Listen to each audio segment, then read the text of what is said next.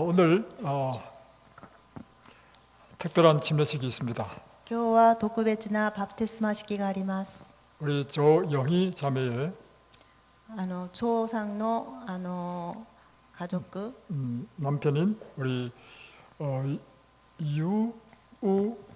유스케, 유스케, 야나기 유스케, 야나기 유스케와 아들인 타츠시, 다츠씨, 예. 그리고 우리 석우정 세 분의 귀한 침례식이 있습니다. 夫である柳祐介、末息子である柳達氏、そしてもう一人の方、ソク・ウジョンさんのバプテスマの式があります。 그래서 저희들은 아침과 저녁으로 특별히 이분들을 위한 말씀을 우리가 배웠습니다. それで私たちは朝夕方にこのバプテスマのための学びをしていました。 죄인이 구원을 얻는 방법에 대해서 우리는 공부했습니다. 罪人が救われる方法に対して学びました。 우리가 예수 그리스도를 믿음으로 우리는 죄인에서 하나님의 백성으로 거듭나게 됩니다. 私たちはイエス様を信じることで罪人から神様のために生まれ変われます。 하나님의 백성이 되는 표로 침례를 받습니다. 神様のためになる印としてバプテスマを受けます。 이제 침례를 받고 난 이후에 우리의 삶은 그리스도의 품성을 닮아가는 삶을 살아야 됩니다. バプテスマの後の私たちの生活はクリストの品性を似ていくそのような生活をしないといけません。 그래서 어제 저녁에는 하나님의 율법과 십계명을 배웠습니다. 夕べはそれで神様の律法と仲介に対して学びました。 오늘은 하나님의 법대로 사는 능력을 얻는 비결을 배우겠습니다. 今日は神様の法通りに従っていくその力をもらうことに対して学びたいと思います。 그래서 오늘의 제목은 성령의 법을 따라 살라입니다. それで今日の題名は聖霊の法に従って生きるということです。 죄인이 구원을 얻는 과정을 하나님께서는 성소 제도를 통하여 우리에게 보여주셨습니다. 罪人が救われる方法を神様は聖女のことを通して見せてくださいました。 먼저 죄인이 의인이 되는 것은 예수님의 피를 의지하여 우리가 이제는 하나님의 백성이 되는 것이죠. まず罪人が義人になることはキリストの血に頼ってなることです。 그리고 이제는 하나님의 백성이 된 사람은 하나님의 백성의 삶을 사는 것을 우리는 이 성화라고 합니다. それでクリスチャンになった人はキリストと似ている生活をしていくということを聖化と言います。 성화란 우리가 점점 하나님의 품성으로 변화되어져 가는 과정을 말하는 것입니다. 聖化というのは罪人がバプテスマを受けてどんどんイエス様の品性に似ていくという過程のことを言っています。 이 성화의 과정을 거치면 우리는 예수님께서 재림하실 때 불멸의 몸을 입는 영광화를 입게 되는 것입니다. この聖化の過程を過ぎた人はイエス様が再臨するとき不滅する栄光の体を得ることができます。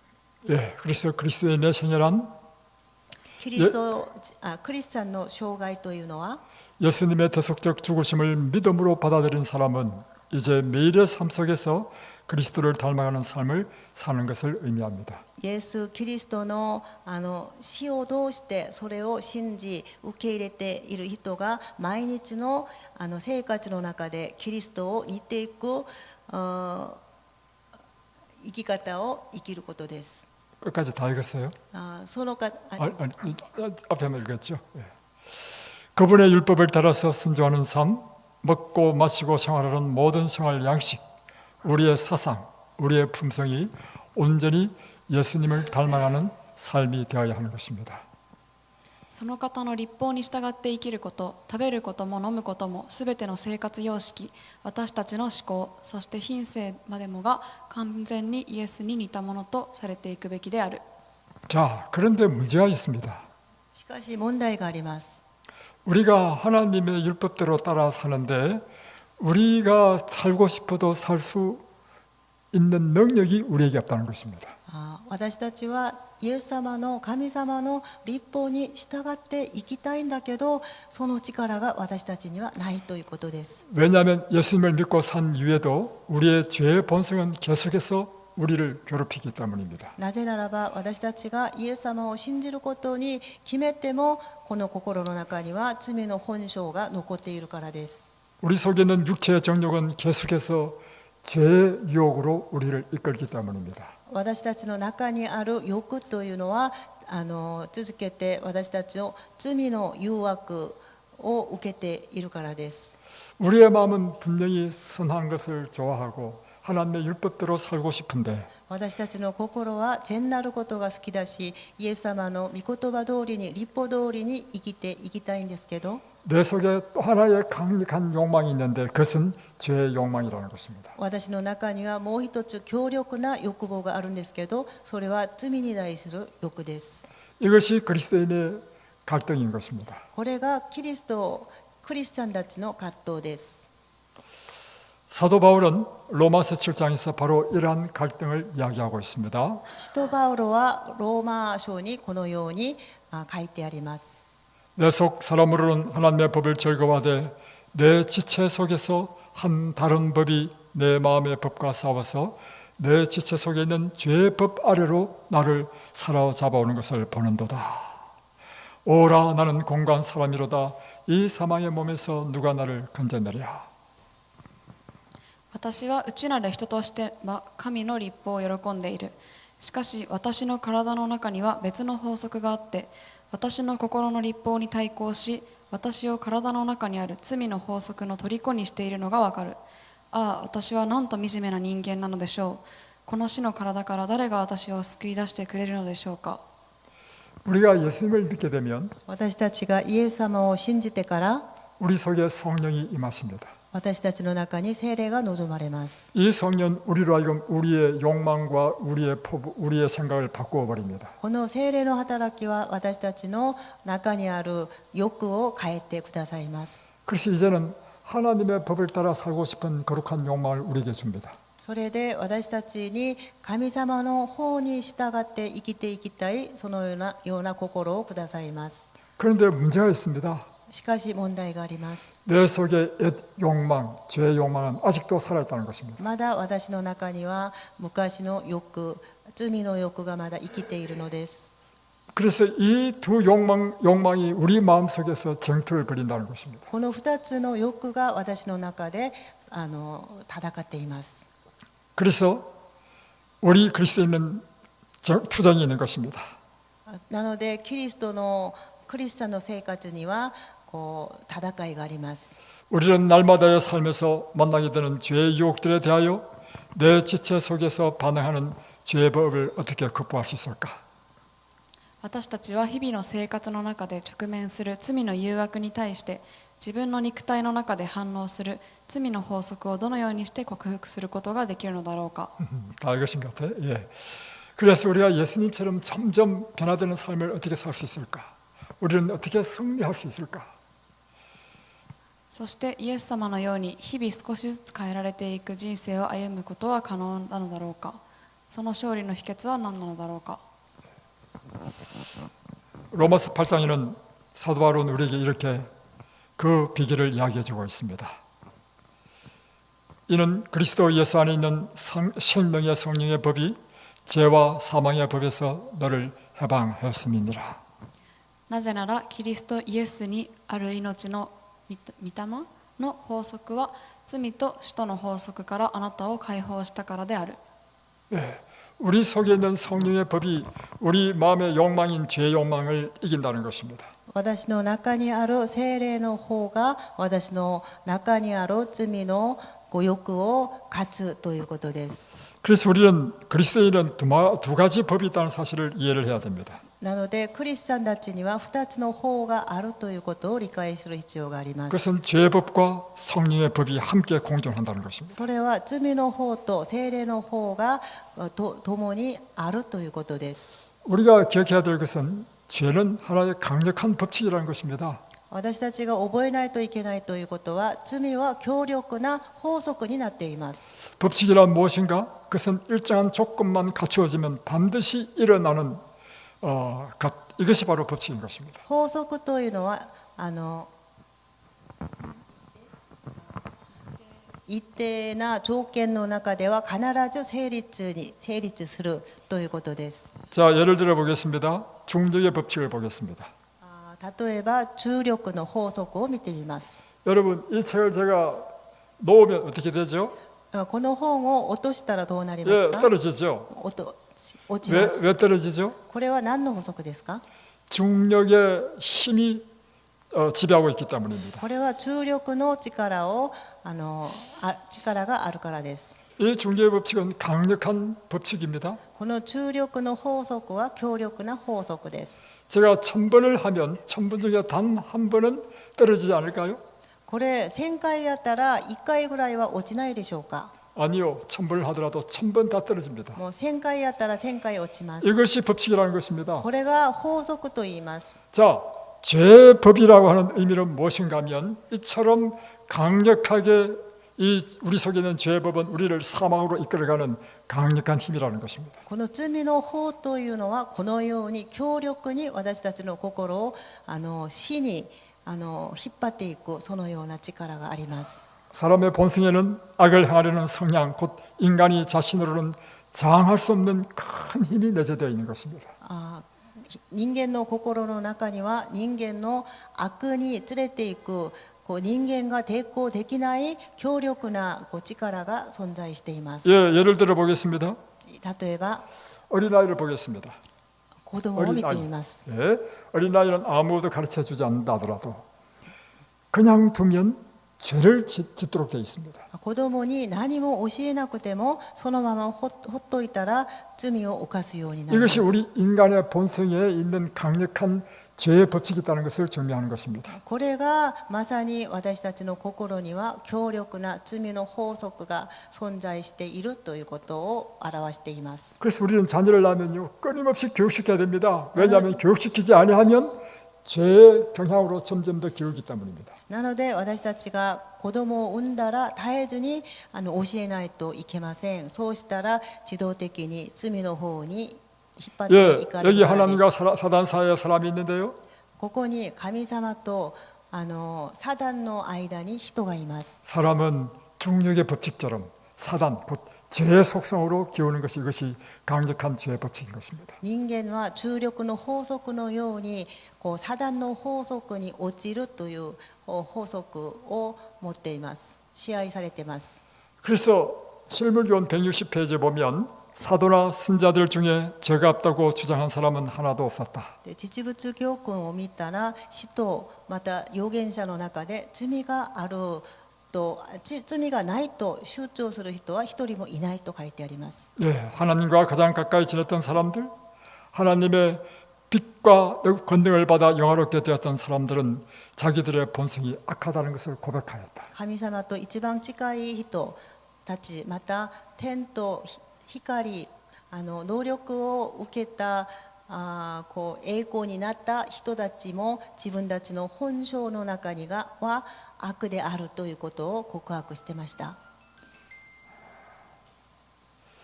그렇습니다. 비록 선지자라 할지라도 預言者だとしても 그리고 사도라 할지라도 人としても 그들 역시 죄의 법칙에 지배당한다는 것입니다. 彼らたちも罪の法則に支配されていまし 그래서 た。 그들은 결코 자신을 의지하지 않았습니다. それで彼らたちは決して自分のことに頼らなかったのです。 끊임없이 하나님을 의지하며 사는 사람들입니다. 絶えずに神様に委ねて生きてきた人たちです。 우리 역시 마찬가지입니다. 私たちも同じです。 이제 우리가 그리스도인이 되었다면 私たちはクリスチャンになりました。 우리 자신을 믿지 마십시오. 自分自身を信じないようにしましょう。 오직 하나님을 의지하며 사십시오. ただ神様だけを委ねて生きていきましょう。 이것이 여러분이 승리하는 비결인 것입니다. これが皆さんが成功する秘訣だと思います。 인간의 마음은요 죄의 법칙을 이길 수 없습니다.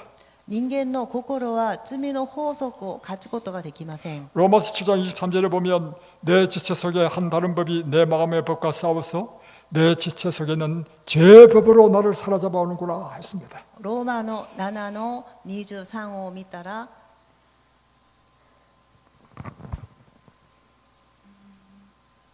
私の五体にはもう一つの法則があって、心の法則と戦い、私を五体の中にある罪の法則の虜にしているのがわかります。 그래서 또 에레미야 13장 23절에는 구스인이 그 피부를 표범이 그의 반점을 변하게 할 수 있느냐 할 수 없다. 다시 변하면 태어나면서부터 검은색으로 태어난 깜둥이가 그 피부 색깔이 싫어서 그 피부색을 변하게 할 수 없는 것처럼 악에 익숙한 너희도 선을 행할 수 없다는 것입니다. 主人は皮膚を、豹はまだらの皮を変えようか。それなら悪に晴らされたお前たちも正しいものとなり得よう。 예, 그대들은 그대 자신을 하나님께 바치기를 원하지만 도덕적인 힘이 약해서 유혹의 종이 되고 죄악적 성의 습관의 지배를 받고 있다. あなたたちはあなたたちを神様に捧げることを願っているんだけど、道徳的の力が弱くて誘惑のしもべになって、悪の生涯の習慣に支配されている。 예, 여러분이 여러분 마음을 하나님께 바치고 싶어도 우리 마음이 너무 약하다는 것입니다. 私たちは自分の心を神様に捧げたいんだけど、もう意志が弱くてそれができないのです。 그대들의 약속과 결심은 썩은 새끼와 같다. あなたたちの約束と決心は腐ってる紐と同じだ。 그대들은 그대들의 생각과 동기와 애정을 억제할 수 없다. あなたたちはあなたたちの考えと動機、愛情を抑制することができない。 자, 그랬어요. 사도 바울은 이렇게 고백합니다. 오라, 나는 곤고한 사람이로다. 이 사망의 몸에서 누가 나를 건져내랴. それで使徒パウロはこのように言っています。ローマ人への手紙7の24。 私はなんと惨めな人間なのでしょう。死に定められたこの体から誰が私を救ってくれるでしょうか。 자, 그러면 이제 이것이 우리의 문제죠. 하나님께서는 이와 같은 죄 강력한 법칙, 죄의 성향에서 어떻게 우리를 구원하시는가 하는 것입니다. それで問題は、神様は私たちを罪のことから私たちをどのように救ってくださるためにどんなことをなされるのか。 우리는 어떻게 이 강력한 죄의 법칙을 극복하고 의의 사람, 의의 생활을 할 수 있냐 이 말이죠. 私たちがどのように罪のこの強力な法則を告白し、機能生活ができるのか、それが問題です。 사도 바울은 이야기하기를 그리스도 예수 안에 있는 생명의 성령의 법이 죄와 사망의 법에서 너를 해방하였음이니라. 使徒パウロはローマ書8の2にこのように言っています。 キリストイエスによって命をもたらす霊の法則が罪と死との法則からあなたを解放したからです。 다시 표현하면 예수님께서 십자가에 달려 돌아가실 때 言い換えれば、イエス様が十字架で死なれるとき、 그분의 보혈은 우리의 죄를 속할 뿐만 아니라 その方の血は私たちの罪をきれいにするだけではなく、 그분을 믿는 자에게 성령을 주신다는 것입니다. その方を信じる人に聖霊をくださるということです。 예수님께서 주시는 이 성령의 능력이 죄와 사망의 법에서 우리를 해방시킨다는 것입니다. イエス様が与えてくださる聖霊の力が私たちをこの罪から勝つようにしてくださいます。 그래서 이렇습니다. 우리가 예수를 믿기 전에는 우리에는 죄 본성으로만 사는 사람이었습니다. 私たちがイエス様を信じる前は、私たちの中にある罪の本性通りに生きてきた信者です。 그리고 예수를 믿고 난 다음에 우리에게 변화시켰습니다.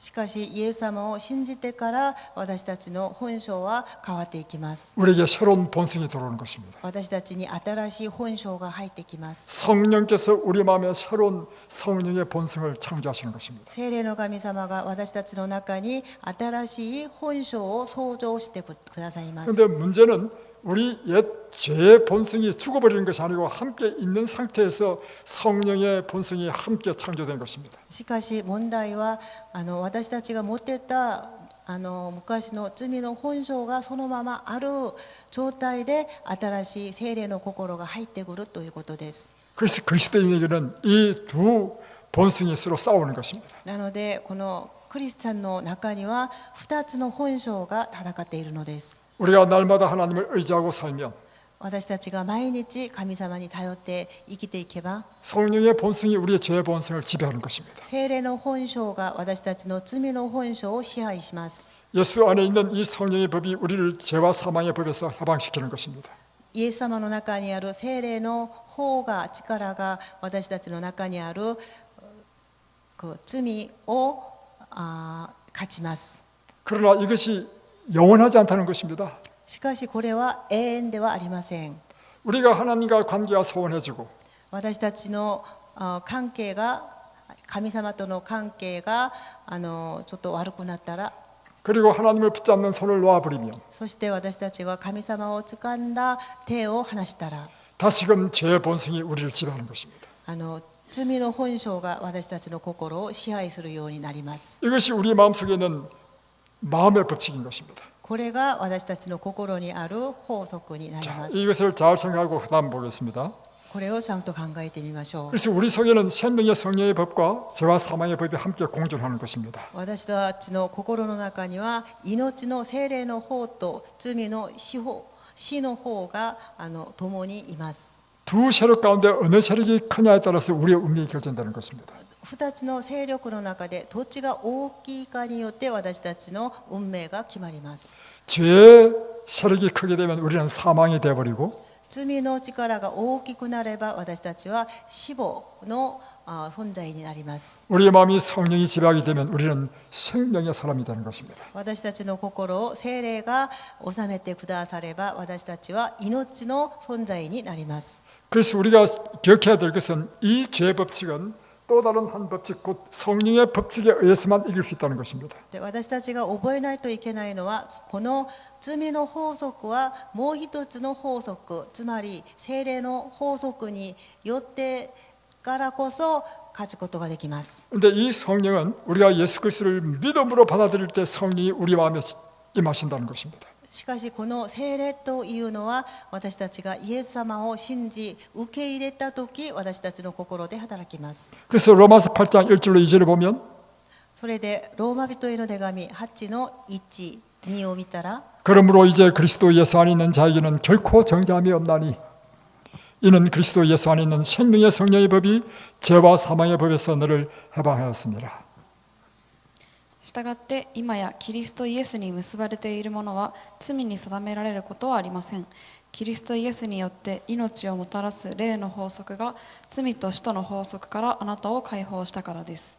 예, 여기 보면 그리스도 예수 안에 있는 자라고 했습니다. ここを見たらキリストイエス様のうちにある人と書いてあります。 예, 예수 안에 있는 자라는 의미는 무엇입니까? イエス様のうちにあるものということはどういうことでしょうか。 언제나 우리가 예수와 함께 연결되어 있는 삶, いつも私たちがイエス様とつながっている状態、 믿음으로 그분을 붙들고 있는 삶, 信仰を持ってイエス様を掴んでいる人、 그럴 경우에는 이 예수 안에 있는 성령의 법이 우리를 지배한다는 것입니다. そうしたらイエス様の中にある聖霊の方が私たちの心を治めてくださいます。 우리가 죄의 법칙을 따라가면 그것은 육체의 일을 이루는 것입니다. 私たちが罪の法則を従っていく結果、私たちは肉体の働きをすることになります。 우리가 죄의 본성대로 살면 이런 일이 일어납니다. 私たちが罪の法則に従って生活したらこのような結果になります。 엄행, 더러운 것, 호색, 우상숭배, 술수, 원수 맺는 것,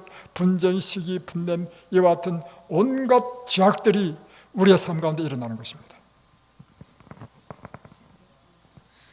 肉の技は明らかです。それは姦淫、わいせつ、公職、偶像礼拝、魔術、敵意、争い、そねみ、怒り、利己心、不和、仲間争い、妬み、泥酔、酒宴、その他この類のものです。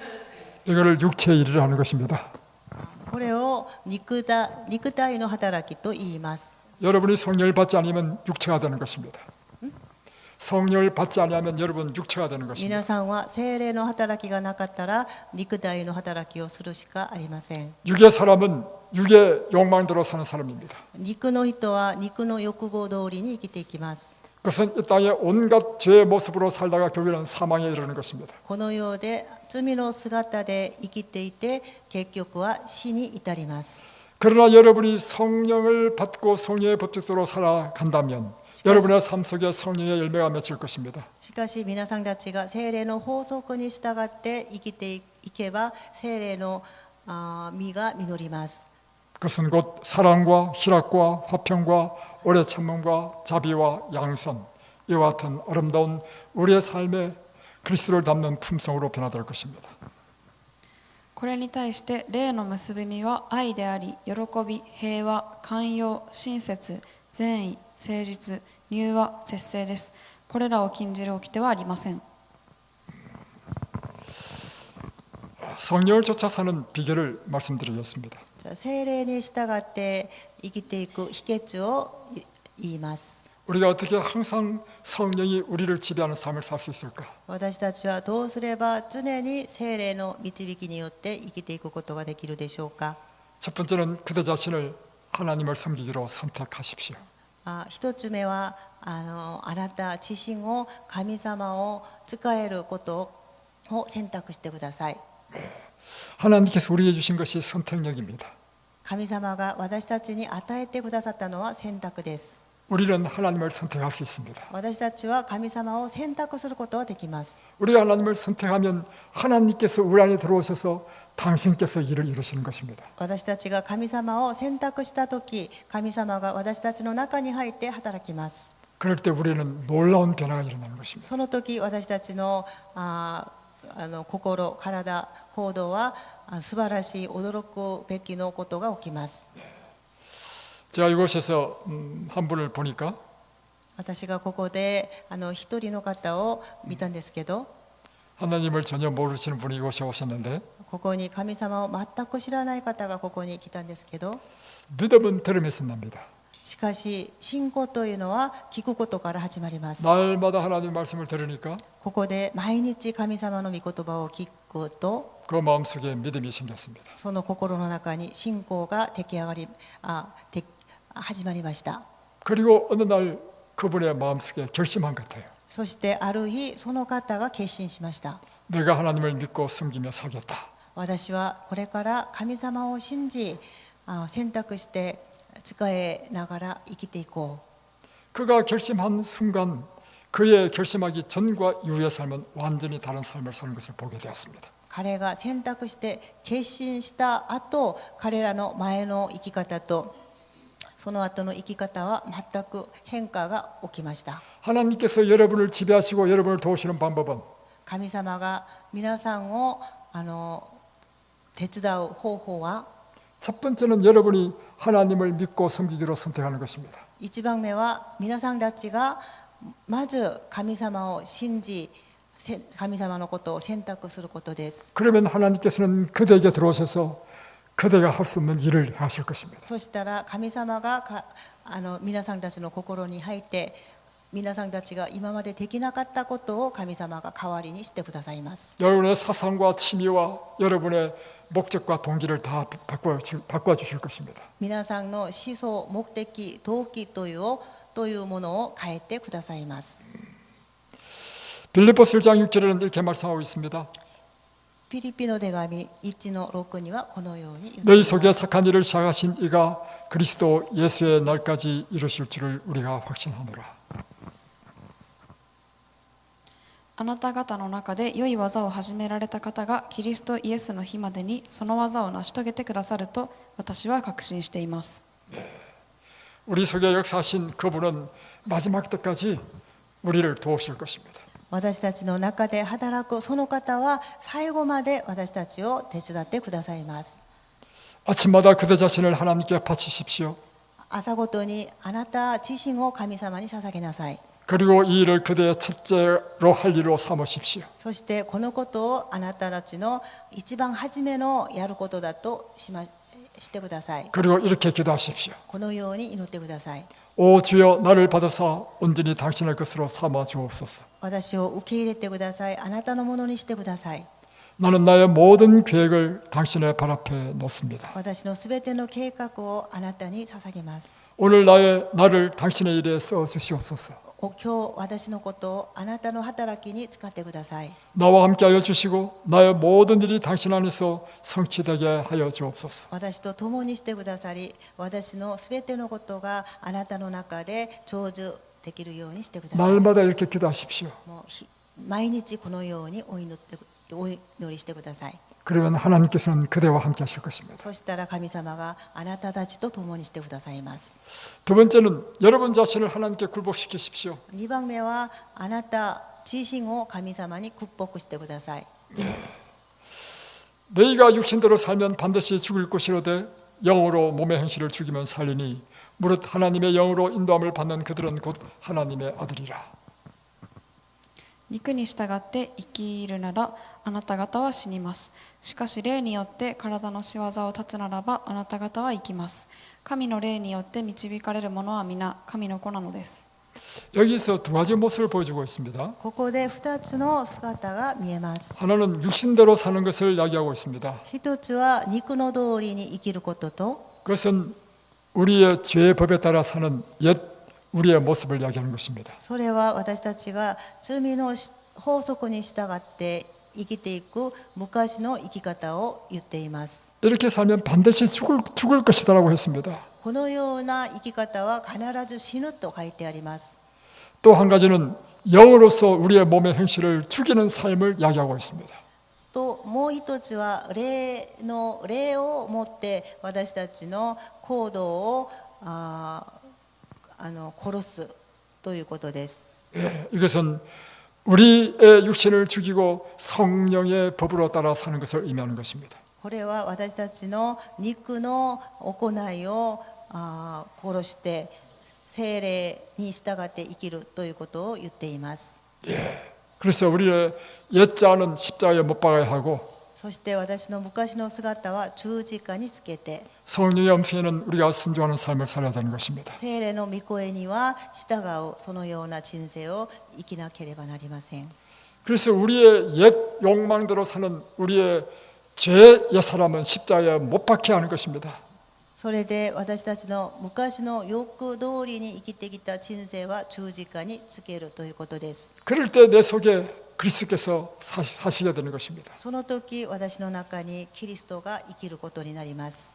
우리 자신을 포기하는 것, 이것이 예수님께서 우리에게 가르치신 모든 가르침의 핵심인 것입니다.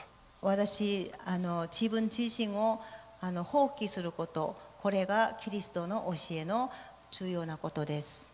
우리 그리스도인의 삶이란 이와 같이 나의 옛 죄의 자아와 싸우는 삶인 것입니다. キリストの人生は昔の自我と戦う人生です。 그래서 우리는 날마다 우리의 옛 사람을 십자가에 못 박아야 되는 것입니다. なので私たちは毎日自分の昔の自我を十字架につけるという 옛 ことを 사람을 し 십자가에 ま 못 す。 박아야 우리가 새로운 성령의 사람으로 살게 되는 것입니다. 昔の自分の姿を十字架につけるこそ私たちは新しい生き方に入ります。